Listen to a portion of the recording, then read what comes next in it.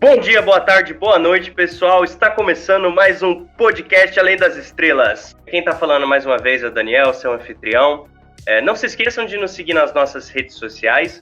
O nosso Instagram é gamate_astronomia. O nosso Facebook e YouTube é Gamate e Bilce. Então vamos lá, pessoal. Eu estou aqui com o pessoal, umas pessoas que vocês já conhecem, outras que vocês não conhecem. Estou aqui do lado a minha amiga Lara.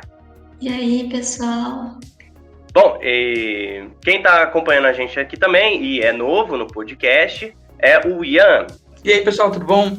Eu faço Biologia pela Unesp, no campus Ibilce, na cidade de São José do Rio Preto. Eu estou no segundo ano, estou começando a fazer licenciatura agora, e pretendo ver muita coisa de astronomia pela frente.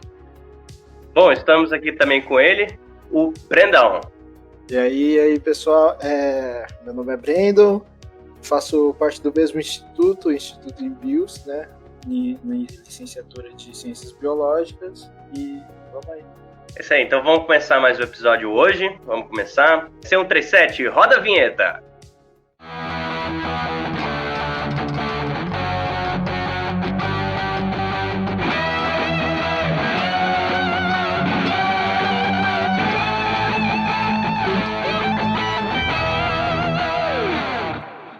Hoje a gente vai dar continuidade ao episódio anterior que a gente falou sobre noções básicas de astronomia, que a gente falou de constelação, que a gente falou das fases da Lua. E a proposta de hoje é falar um pouquinho sobre as leis de Kepler, né?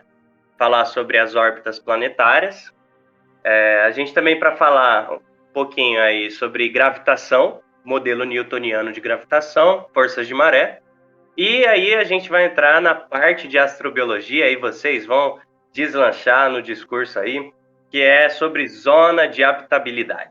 É aí que a gente sorri, que a gente tem alegria no coração. Então vamos sofrer um pouquinho agora com física, né? Não. Vamos lá, né? Tem que passar. Eu acho que uma das coisas mais difíceis da gente observar dentro da astronomia é o movimento dos planetas, assim, no sentido rotação, translação, de fazer observação, não é? Eu acho que sim. A gente fala, assim, bastante sobre... A gente tá fazendo esse bullyingzinho aí com física, mas essa é a parte muito interessante, porque a aplicação para astronomia é sensacional. Então, bora que bora. E são esses movimentos também que eles vão permitir que tenha vida, né? Exatamente. Se você pegar um planeta que ele não tem um movimento de translação bom, ele não vai ter, tipo, as estações do ano certas para acomodar a vida. Pelo menos a vida como a gente conhece. Ou um movimento de rotação, um planeta que não tem movimento de rotação, ele também não vai conseguir comportar a vida, porque uma parte vai estar sempre no dia quente, fervendo, e outra sempre fria, congelada. Teve um filme que eu vi, eu esqueci o nome agora, mas é um filme novo, atual. O filme inteiro se passa numa cápsula, tipo, o filme inteiro não tem importância para o nosso episódio, mas no final, a história do filme é que, assim, a Terra está acabando e eles estão enviando clones humanos, né, para um outro planeta. E o que eu achei muito legal no final do filme, né, que esse planeta, ele não tem rotação. E aí, tipo, só que a parte que fica apontado para a estrela é extremamente quente, impossível de suportar a vida. O lado que está oposto ao Sol, extremamente frio, também impossível de comportar a vida.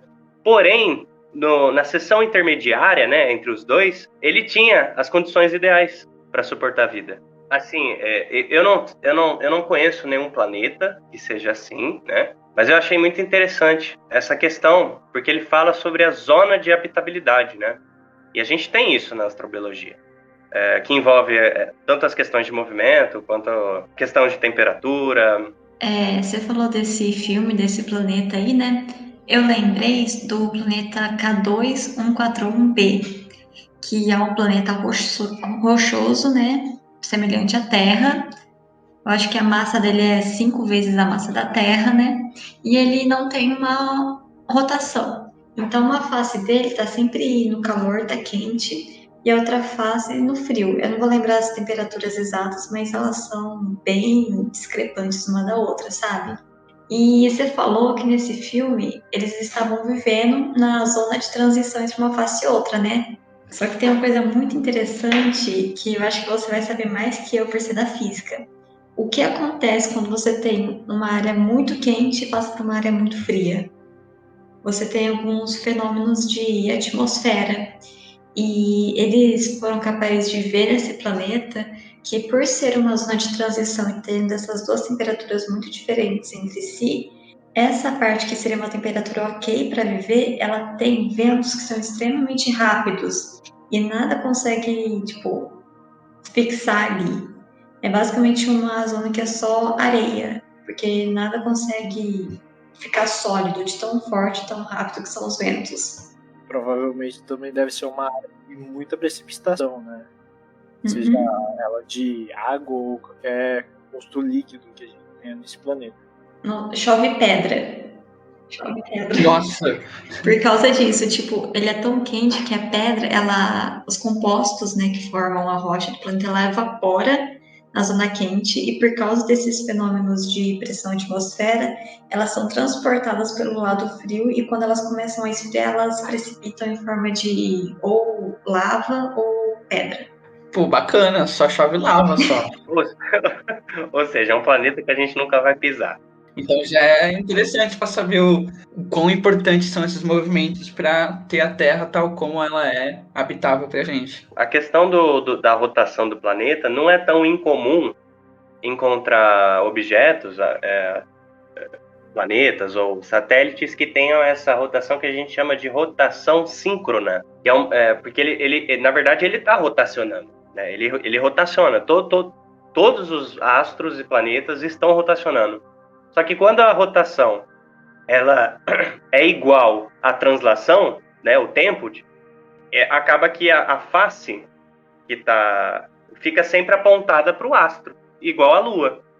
A Lua rotaciona, só que esse movimento de rotação, junto com o movimento de translação, faz com que ele sempre fique apontando a mesma face para a gente, né? Então, não é incomum isso no universo, só que é isso que acontece. Eu sempre fico curiosa sobre a rotação da Lua, porque quando eu comecei a ouvir que tem a fase clara e a fase escura da Lua, eu falei, mas como assim ela não roda? Como que vocês não sabem o que, que tem no outro face se ela roda? Não, ela roda sim. Então, Só que essa rotação síncrona, né? Essa a rotação sincronizada com a translação, ela acontece por causa do campo gravitacional. Ela acontece por causa das forças de maré, né? Num planeta, a Terra está interagindo gravitacionalmente com a Lua, né? aí isso inclui as forças centrípetas e centrífugas também, né? Não, tipo, a força diferencial que a gente fala da gravidade, a força de maré, ela acontece porque, assim, tipo, um lado da Lua está mais perto, então a força gravitacional é mais forte do que o outro lado, a outra ponta, né? Isso. E aí você tem uma força maior e uma força menor, e, tipo, esse movimento de rotação acaba que meio que freando a Lua. Cara, eu nunca entendi exatamente como que funciona o movimento de maré. É isso, é por causa de diferenças de força. Você tem num mesmo corpo, você tem duas forças atuando diferente em pontos diferentes, né? Tipo, a parte mais perto da Lua, da Terra, tá com uma força, tem uma interação maior do que a parte que está no lado oposto. Porque a força gravitacional, ela diminui com a distância. Quer deixar esse exemplo mais visível? Pensa a Terra como um corpo de água só. Então, quando a Lua está se movimentando, ela está rotacionando em torno da Terra, ela puxa um pouco dessa água para o lado dela. Então, como ela vai rodando ao torno do planeta, um lado sempre vai estar com a maré mais alta que o outro, que vai estar com a maré mais baixa. Agora você entendeu, Ian? Valeu. E, tipo, como tem essas diferenças de força, ele freia esse movimento de rotação da Lua, né? Porque no início da formação do Sistema Solar, quando estuda isso, a rotação era bem alta, só que com o tempo, a interação gravitacional entre a Terra e a Lua fez a Lua frear esse movimento.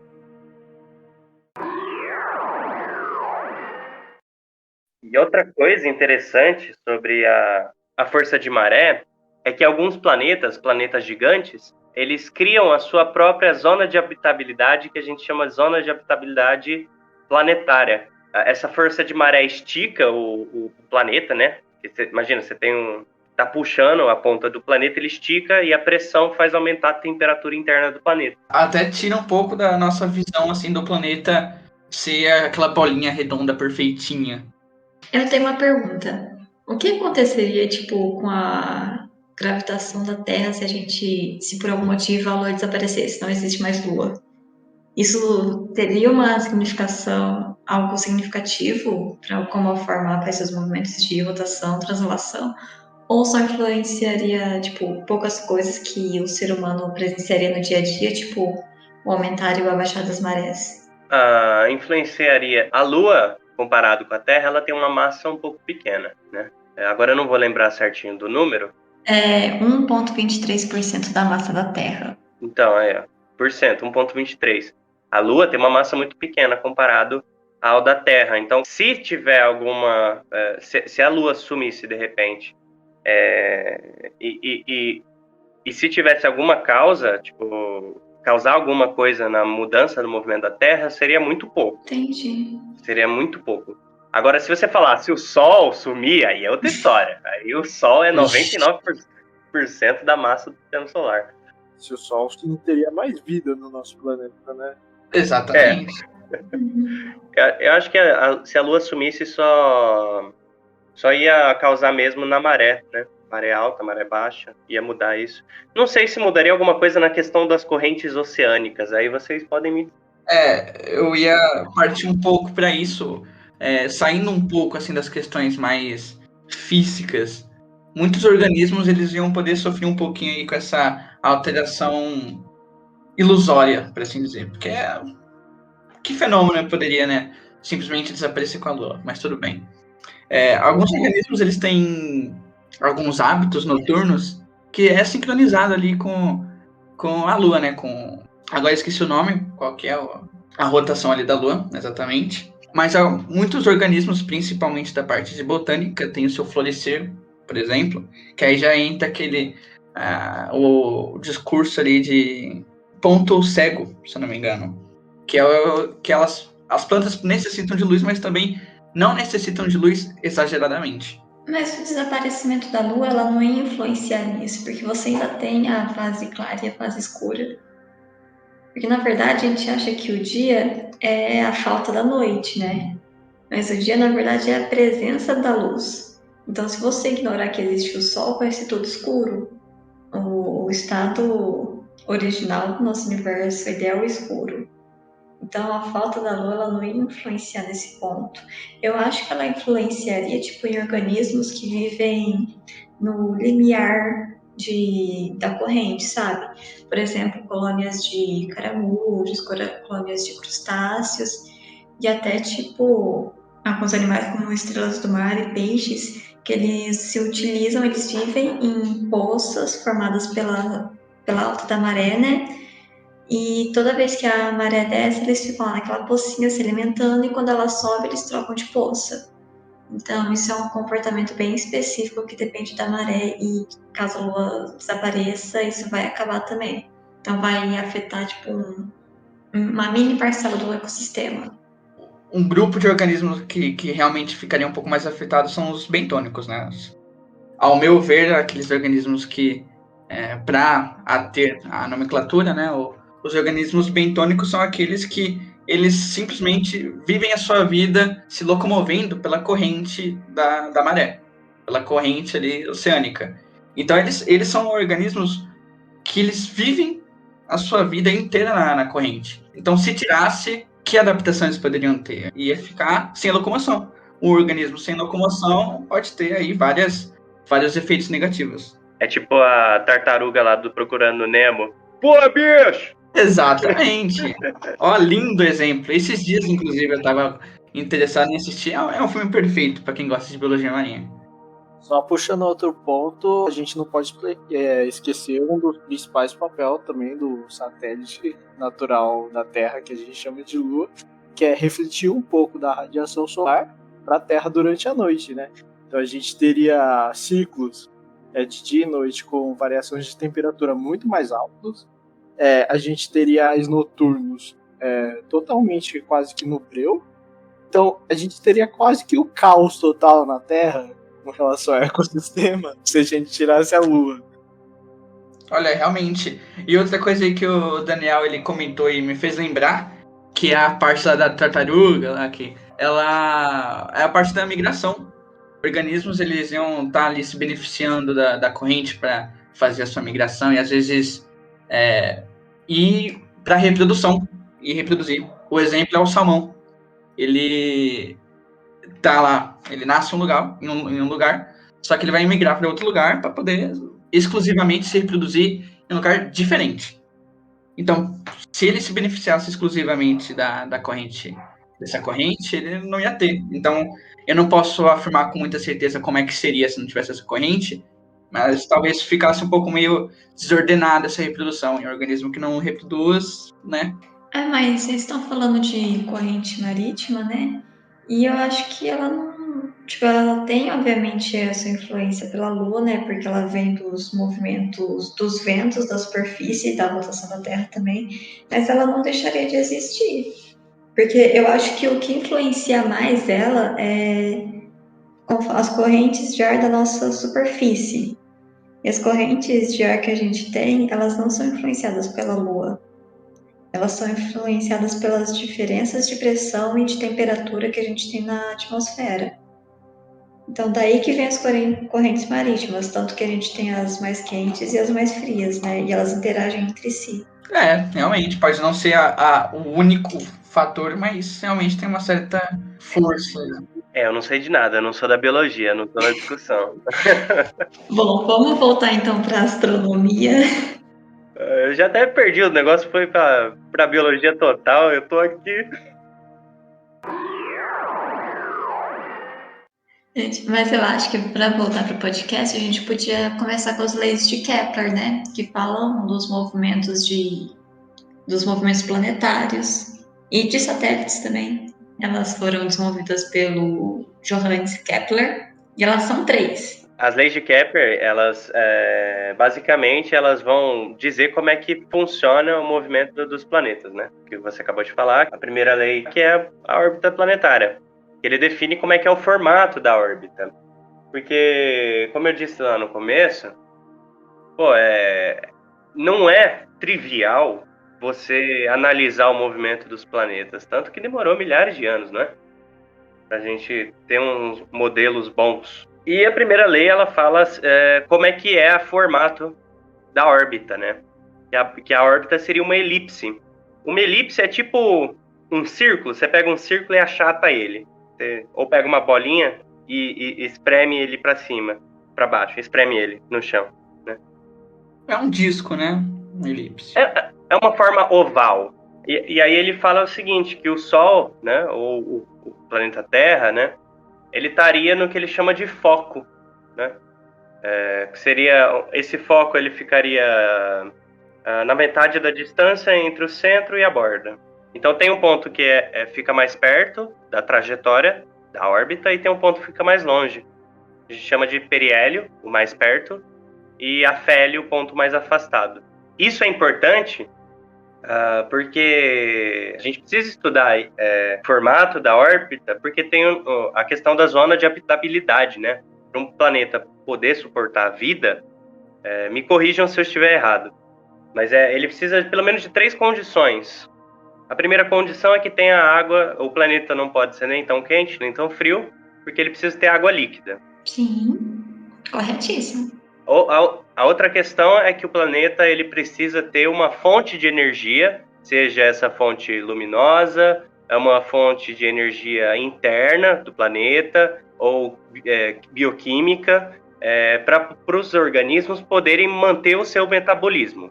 Bioquímica eu diria que não, porque para ter uma energia bioquímica é necessária uma energia pré-existente, para que aquela vida possa ter energia para produzir a outra energia. Entendi. Então tira a biologia e deixa a química. Isso. Energia química. Tá certo.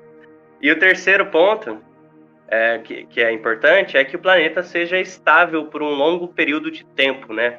E não adianta nada o planeta ter essas condições, vem um meteoro, vai lá e no planeta e já acaba com todas as condições.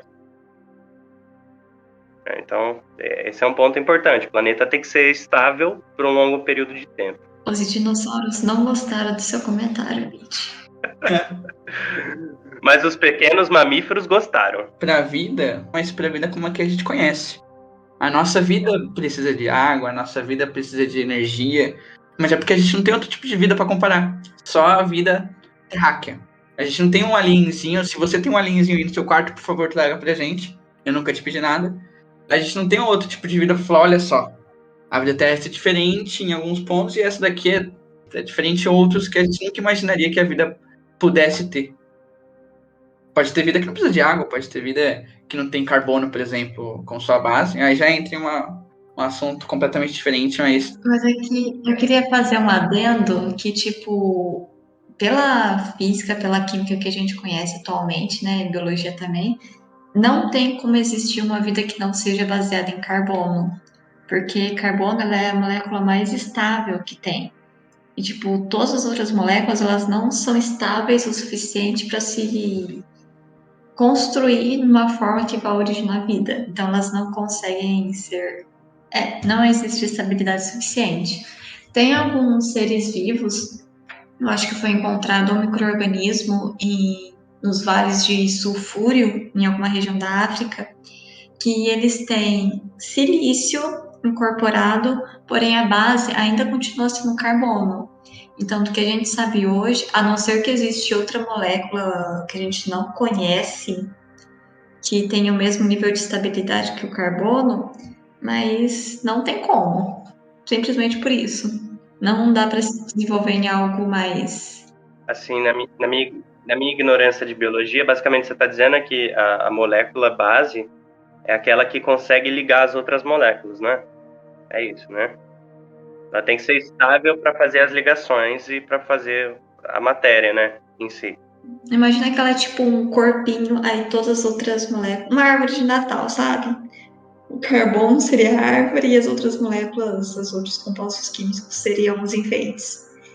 Então você pode ter... Você tem, né, vários compostos diferentes, arranjos diferentes, mas o principal, a base, sempre vai ser carbono. Só que assim, tem bastante cientista, inclusive um brasileiro, eu indico para que vocês possam ver um pouco do trabalho dele. Ele acabou de se tornar um doutor pela área de astrobiologia. É o Bruno, é um pesquisador da Anupesc, que existem vidas, sim, que possam ter base do silício, que ele é um elemento que ele pode haver estabilidade e que algumas condições de outros planetas elas vão se adequar para que a vida ela possa surgir unicamente sobre o silício. Só que, como eu disse, a gente não tem essa base para comparar. É tudo teórico ainda, né? Sim, é tudo muito... a gente acha... É claro que a gente pode estar fazendo alguns estudos, mas não tem como ter uma certeza tão palpável, sabe? Inclusive, saindo um pouco mais do ramo, ele acha que até pode ter algumas vidas baseadas em outros elementos, como, por exemplo, metano, em planetas que não são rochosos. A gente começou a primeira lei de Kepler e foi embora. É verdade, né? Os biólogos se empolgando. Vamos lá, segunda lei. Então, próximo passo, segunda lei de Kepler, lei dos períodos. Basicamente, a lei dos períodos... Não, a lei dos períodos não é a terceira? É a lei da área. Não pode ser dos períodos. Então, a terceira lei de Kepler, que é a lei dos períodos, ele faz uma modelagem matemática, né, um cálculo, para definir o período orbital, né, tanto tempo que leva para um planeta orbitar em volta da sua estrela, ou do planeta, ou o que ele estiver orbitando lá. E aí ele coloca aqui o quadrado do período igual a uma constante, que é a constante de Kepler, vezes o raio, a distância do Sol, né, ao cubo. E é muito louco a terceira lei, porque com base na de Newton, a mecânica newtoniana, a gente consegue chegar nessa terceira lei, né? Como é que o cara chegou nisso? Analisando os dados. É justo. como é que você faz? Você pega o planeta, aí você marca a posição dele, certo? Aí você precisa saber a distância até ele, né? Aí tem vários métodos, paralaxe lá, tem várias coisas que você pode fazer. E aí você consegue um gráfico de posição contra o tempo. E aí, com um pouquinho de modelagem matemática, você consegue chegar nessa fórmula. Complicadíssimo. Nunca na minha vida que eu chegarei nessa fórmula, mas eu aceito. Obrigada, Kepler.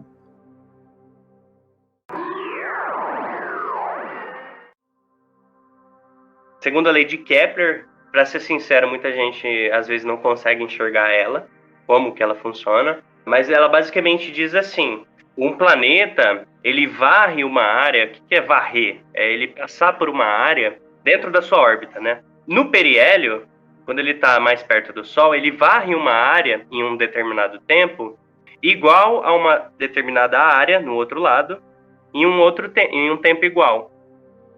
Então, se você lembrar da mecânica newtoniana, né? Velocidade, o que é velocidade? Velocidade é ΔX sobre ΔT. Quando você está num arco, né? Trajetória de arco, essa distância que você anda no arco tem a ver com o ângulo, tem a ver com a distância também que você tá. Então, tipo, essa distância que ele anda na trajetória tem a ver com o ângulo, tem a ver com a distância do R. E aí tudo isso você chega no quê? Qual que é a implicação dessa lei? O resultado, né? Se ele anda áreas diferentes em tempos iguais, né, tamanho de área, isso implica que a velocidade do planeta é diferente em cada ponto da órbita, né? Quando ele está mais próximo, ele está numa velocidade maior. Quando ele está mais longe, ele está numa velocidade menor. Então, deixa eu ver se eu entendi. Peraí, deixa eu recapitular aqui. Em uma órbita elíptica, numa órbita tipo Kinder Ovo, você tem o Sol que está em um dos pontos dessa elipse, certo? São os focos. Isso, em um dos focos. Aí você tem um planetinha.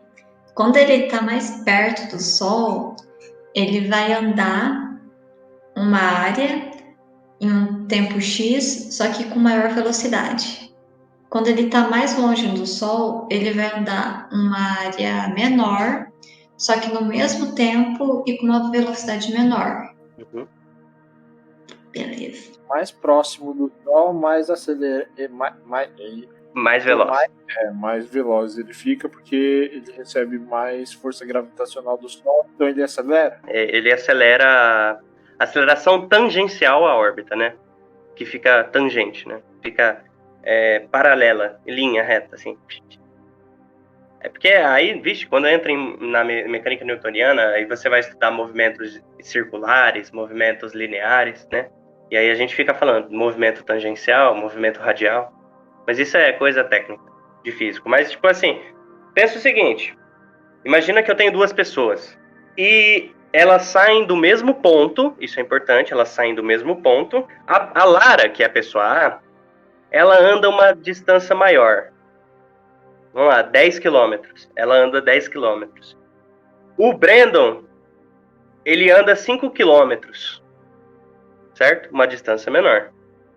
Só que os dois chegam ao mesmo tempo. Como é que isso aconteceu? Eu claramente não sou sedentária e ando mais rápido, né? Não, você andou uma distância maior. Uma distância maior. E o Brandon... Os dois chegam ao mesmo... Não, vocês estão me bugando.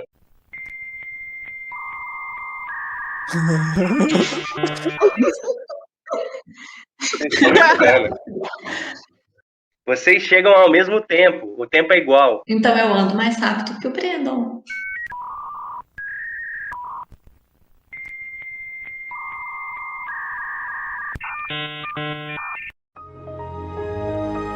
Ah, é verdade, é verdade. Tá certo, tá certo. Tá certo. Eu ando 10 quilômetros, ele 5, eu ando mais rápido que Tá ele. certo, eu buguei aqui. Vamos lançar no YouTube, 3 biólogos confundindo um físico. Eu que confundi. Eu criei a analogia e eu mesmo me confundi nela. Mas tá certo. Você andou mais num tempo igual. Você andou mais rápido. Exatamente. Então é isso, gente. Segundo a lei de Kepler, perfeita. Perfeito, não. Nós bugou tudo aqui, a gente. Bugou os nossos ouvintes. Nossos ouvintes devem estar, meu Deus do céu, deixa eu ouvir essa parte de novo. Gente, eu tenho uma pergunta para vocês. Ô, meu pai, oi. Para vocês e para os nossos ouvintes. Hum. Já ouviram falar de zona de habitabilidade galáctica? E não vale pesquisar no Google, hein? Segura esse dedo aí, hein? Galáctica, não. Aonde que vocês acham que numa galáxia é mais fácil a vida ser sustentável? Longe do centro dela. Opa! Eu diria mesmo, entre aspas, nas bordas. Nas bordinhas. Então a gente tem a Lara no centro. Não, eu disse longe do centro. Ah, longe do centro. Então tá. Longe do centro, então é na borda. Por que vocês acham isso? No centro das galáxias você tem um buraco negro, né? Que eu acho que é supermassivo, que não é muito ideal para se viver em volta. Ok. Por que não poderia ter um planeta em volta de um buraco negro? Como a gente já viu em Interestelar. Eu acho que poderia ter um planeta em volta de um buraco negro, mas tratando de um buraco negro supermassivo, primeiro que qualquer buraco negro ele vai absorver tudo que tem antes da linha de horizonte dele, né? Então você já tem um... Se você lembra do nosso... Você não... Olha que feio. Não assistiu o nosso episódio especial. Você tem o evento de horizontes e depois que você passa dele, ou seja, a parte que está mais perto do buraco negro, é sugado. Antes do evento de horizontes, você tá safe. Ah, bom. Então assistiu o nosso episódio especial sobre buracos negros. Então antes do horizonte de evento, tá safe. Então, seu argumento vale? Eu acho que sim. Tá certo. É um bom Porque argumento. eu acho que ainda entraria influência nas dinâmicas gravitacionais do planeta. Eu acredito que influenciaria. E também eu acho que, por ser mais no centro da galáxia, e se eu posso estar errado, seria mais rápido as movimentações. Isso tá certo. Na beirada era pra ser mais rápido, não é? Eu acho que sim. Não. Até porque no centro é como se tivesse um maior conglomerado de partículas. Então, ao redor, essa velocidade poderia estar um pouquinho maior por conta... Mas vamos levar em consideração o nosso sistema solar. Tipo, o planeta que está mais perto do Sol, ele vai mais rápido do que o planeta que está mais longe do Sol. E se eu disser para vocês que numa escala de galáxia, essa questão da velocidade é a mesma da borda? E as leis de Kepler numa escala galáctica não funcionam? Ah, legal. Muito interessante. Então a gente ignora tudo que você falou até agora, né? Não, é um modelo. Numa escala planetária funciona. Mas numa escala galáctica é porque aí entra a questão da matéria escura, né? Que é um assunto que eu não ia entrar hoje, mas já que você comentou esse negócio da velocidade, né? A questão da interação gravitacional da matéria escura faz com que as velocidades são iguais no centro e na borda. E é um dos mistérios da astronomia, né? Que mais? O que mais vocês acham? Bom, eu diria que pela estabilidade de eventos astronômicos. Como, sei lá, o choque de 2 buracos negros. Mas eu não vejo por que isso não aconteceria nas bordas, por exemplo. Eu não sei explicar. Eu imagino que isso seja mais comum no centro. E que para isso, as consequências de eventos astronômicos assim, de grande escala, eles iam gerar instabilidade para alguns planetas. Então, obviamente, não ia poder ter uma habitabilidade tão ideal. É uma boa linha de raciocínio também. Eu tenho uma pergunta. A posição que o planeta se encontra na galáxia, se ela está tipo, mais próxima ao centro, mediana ou nas bordas, influencia se ele vai ser tipo, rochoso, gasoso? Não influencia, não. É que no centro, gente, ocorre muita atividade de radiação, muita... o buraco negro em si, ele está em volta de muitas moléculas, né? Nuvens moleculares, nuvens de gás, e aí ele só emite muita radiação, né? Radiação gama, X. Então a vida se inviabiliza por causa da radiação, da radioatividade do núcleo, do centro da galáxia. Também, né, que é uma das questões. A vida não suporta a radiação, a não ser os extremófilos. Ah, é? Oh, que chique, hein? Só já meu conhecimento de de biologia aí, ó. Mas aí a gente também entra no problema, que tipo de radiação, né? Porque a gente, de certa forma, a gente está exposto à radiação e a vida só existe por causa dela. E no caso, a gente teria a radiação solar fornecendo energia pra gente.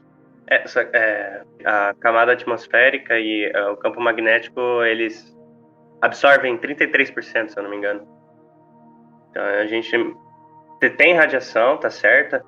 Radiação até que vem fora do nosso sistema solar, que é a radiação interestelar, e chega na gente. Aqui no espaço você não tem proteção, pô. Esse é um dos problemas que tá tendo para consertar o Hubble, né? Eles não podem mandar os astronautas porque não tem mais ônibus espacial ativo. E não tem, tipo, nave especializada para resistir à radiação sem colocar em risco a saúde dos astronautas. Já é outro ramo também da astrobiologia, né?